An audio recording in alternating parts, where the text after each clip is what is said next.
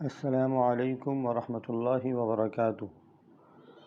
میرا نام ہے عبد المقید، امید ہے آپ سب خیریت سے ہوں گے۔ آج ہم جس موضوع پہ بات کریں گے وہ ہے محرم کو محرم الحرام کیوں کہتے ہیں۔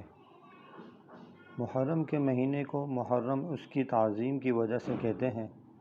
لفظ حرام جو حرمت سے ہے، اس کے معنی ہے قابل احترام، اور محرم الحرام کا معنی ہے محرم کا مہینہ جو قابل احترام ہے۔ جیسا کہ مسجد الحرام کے معنی ہیں وہ مسجد جو قابل احترام اور عظمت والی ہے۔ بسا اوقات کسی چیز کی ممانعت اور حرمت اس کی عظمت کی وجہ سے ہوتی ہے۔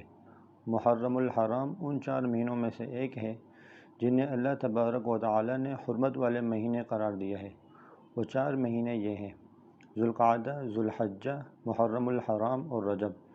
ان مہینوں کو حرمت والا اس لیے کہتے ہیں کہ ان میں ہر ایسے کام سے جو فتنہ فساد، قتل و غارت اور امن و سکون کی خرابی کا باعث ہو، بالخصوص منع فرمایا گیا ہے۔ ان 4 مہینوں کی حرمت و عظمت پہلی شریعتوں میں بھی مسلم رہی ہے، حتیٰ کہ زمانہ جاہلیت میں بھی ان 4 مہینوں کا احترام کیا جاتا تھا۔ فقط واللہ عالم۔ جزاک اللہ خیرہ۔ اگر آپ کو یہ ویڈیو پسند آئی ہے تو اس کو شیئر کریں، اس لیے کہ دین کی بات دوسروں تک پہنچانا بھی صدقہ جاریہ ہے، اور چینل کو سبسکرائب کرنا مت بھولیے گا۔ جزاک اللہ خیرہ۔ السلام علیکم۔